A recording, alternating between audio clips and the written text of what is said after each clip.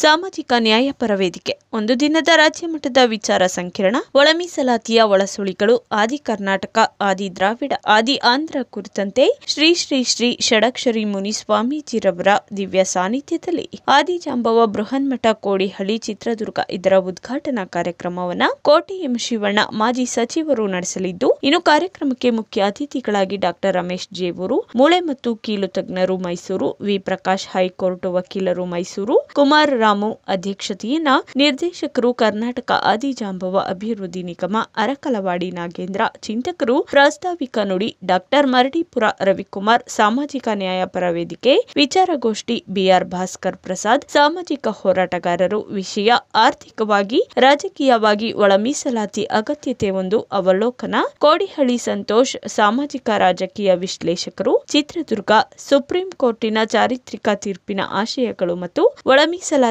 ಜಾರಿ ಕ್ರಮದಲ್ಲಿ ರಾಜ್ಯ ಸರ್ಕಾರ ಎಸಗಿದ ಪ್ರಮಾದಗಳು ಇನ್ನು ಹೋರಾಟಗಾರರಾದ ಶ್ರೀ ಸಿಎಸ್ ಪಾರ್ಥಸಾರಥಿ ವೇದಿಕೆ ಸ್ಥಳ ರೋಟರಿ ಸಭಾಂಗಣ ಜೆಎಲ್ಪಿ ರಸ್ತೆ ಮೈಸೂರು ಸಮಾವೇಶಗಳಲ್ಲಿ ಭಾಗಿಯಾಗತಕ್ಕಂಥದ್ದು ಅಲ್ಲಿಂದ ಹಿಡಿದು ಸಾಮಾನ್ಯ ವ್ಯಕ್ತಿಯಿಂದ ಹಿಡಿದು ದೆಹಲಿಯ ಮಟ್ಟದ ನಾಯಕರಿಗೂ ಕೂಡ ಅಭಿನಂದನೆಗಳು ಸಲ್ಲಬೇಕಾಗ್ತದೆ ಈ ಒಳ ಮೀಸಲಾತಿ ಆಗಿರೋದಕ್ಕೆ ಈ 35 ವರ್ಷಗಳ ಹೋರಾಟದಲ್ಲಿ ನಾನು ಚೆನ್ನಾಗಿ ತಿಳ್ಕೊಂಡಿದ್ದೀನಿ ಇತಿಹಾಸ ಏನೇನು ಅಂತಕ್ಕಂಥದ್ರ ಬಗ್ಗೆ ತಿಳ್ಕೊಂಡಿದ್ದೀನಿ ಯಾಕೆಂತ ಹೇಳಿದ್ರೆ ಎಸ್ ಎಂ ಕೃಷ್ಣ ಅವರ ಸಚಿವ ಸಂಪುಟದಲ್ಲಿ ಒಳ ಮೀಸಲಾತಿಯನ್ನ ಆಗ್ಬೇಕು ಅಂತಂದಾಗ ಸದಾಶಿವ ಆಯೋಗ ರಚನೆ ಮಾಡಬೇಕು ಅಂದಾಗ ಅವತ್ತಿನ ದಿನ ಎಸ್ ಎಂ ಕೃಷ್ಣ ಅವರ ಸಚಿವ ಸಂಪುಟದಲ್ಲಿ ಆರ್ ಬಿ ತಿಮ್ಮಾಪುರ ಅವರು ನಾನು ಕೂಡ ಇದ್ದಂತೆ ಅವರು ರಚನೆ ಆಗ್ಬೇಕಾದ್ರೆ ಆ ಸಂದರ್ಭದಲ್ಲಿ ಏನು ಅಡ್ಡಿಯಾತಂಕಗಳು ಬಂತು ಆಗಬಾರ್ದು ನನಗೆ ಅಂತಕ್ಕಂಥದ್ದೆಲ್ಲ ಕೂಡ ಗೊತ್ತಿರ್ತಕ್ಕಂಥದ್ದು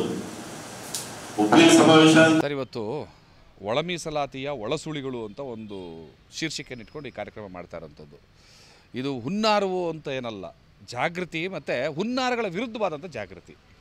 ಸರ್ಕಾರ ಹುನ್ನಾರ ನಿಜವಾಗ್ಲೂ ಮಾಡಿರೋಂಥದ್ದು, ಸರ್ಕಾರ ಹುನ್ನಾರ ಮಾಡಿದೆ. ಪಟ್ಟಭದ್ರ ಹಿತಾಸಕ್ತಿಗಳ ಅನುಕೂಲಕ್ಕೆ ಮಾದಿಗ ಸಮುದಾಯವನ್ನು ವಂಚನೆ ಮಾಡುವಂಥ ಕೆಲಸಕ್ಕೆ ಇವತ್ತು ಸರ್ಕಾರ ಮುಂದಾಗಿದೆ. ಸಮಾಜ ಕಲ್ಯಾಣ ಇಲಾಖೆ ಸಂಪೂರ್ಣವಾಗಿ ಮಾದಿಗರಿಗೆ ಮೋಸ ಮಾಡುವಂಥ ಕೆಲಸವನ್ನು ಮಾಡ್ತಾ ಇದೆ. ಅಲ್ಲಿ ಕ್ಯಾಬಿನೆಟಲ್ಲಿ ತೀರ್ಮಾನ ಆಗೋದೊಂದು, ಸಮಾಜ ಕಲ್ಯಾಣಕ್ಕಿಂದ ಸರ್ಕಾರಕ್ಕೆ ಬರ್ತಾ ಇರೋಂಥ ನೋಟ್ಸ್ಗಳಲ್ಲಿ ಇರೋವಂಥ ವಿಷಯಗಳೇ ಒಂದು, ಎಲ್ಲವೂ ವ್ಯತ್ಯಾಸಗಳಾಗಿ ಬರ್ತಾ ಇದೆ. ಈ ಹೊಣೆಯನ್ನು ಸಚಿವ ಮಹದೇವಪ್ಪನವರೇ ಹೊರಬೇಕು ಮತ್ತು ಸಿದ್ದರಾಮಯ್ಯನವರು ಹೊರಬೇಕು. ಯಾಕಂದರೆ ಅಲ್ಲೇನು ತಪ್ಪಾಗ್ತಿದೆ ಗೊತ್ತಿದ್ದು ಕೂಡ ಅವರು ಬಾಯಿ ಮುಚ್ಕೊಂಡಿದ್ದಾರೆ ಅಂತಂದರೆ ಆ ಹುನ್ನಾರದಲ್ಲಿ ಅವರು ಕೂಡ ಭಾಗಿಯಾಗಿದ್ದಾರೆ ಅಂತ ಅರ್ಥ. ನಾನು ಈ ಒಳಸುಳಿಗಳು ಕಾರ್ಯಕ್ರಮ ಯಾಕೆ ಇವತ್ತು ಒಂದು ದಿವಸದ ಕಾರ್ಯಾಗಾರ ಆಯೋಜನೆ ಮಾಡಿದ್ದೀವಿ ಅಂತಂದರೆ, ಒಳ ಮೀಸಲಾತಿಯನ್ನು ಕೊಟ್ಟ ಹಾಗೂ ಇರಬೇಕು ಮತ್ತು ಅದು ನಮಗೆ ತಲುಪದೆ ಕಿತ್ಕೊಂಡ ಹಾಗೂ ಇರಬೇಕು ಅನ್ನುವಂಥ ರೀತಿಯ ಒಂದು ಷಡ್ಯಂತ್ರ ಈ ಒಳ ಮೀಸಲಾತಿ ಜಾರಿಯಲ್ಲಿದೆ. ಮೊದಲನೇದಾಗಿ ಸುಪ್ರೀಂ ಕೋರ್ಟಿನ ದತ್ತಾಂಶದ ಪ್ರಕಾರ ಈ ಒಳ ಮೀಸಲಾತಿ ಜಾರಿ ಆಗಲಿಲ್ಲ.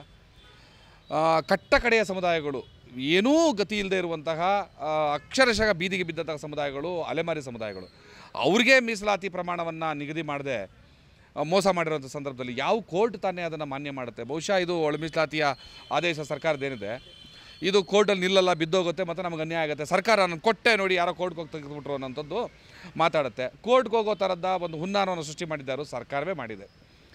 ಆಯಿತು, ಇವಾಗೇನು ಕೊಟ್ಟಿದ್ದಾರೆ ಇದೇ ಜಾರಿ ಆಗುತ್ತೆ ಅಂತ ತಿಳ್ಕೊಳ್ಳೋಣ.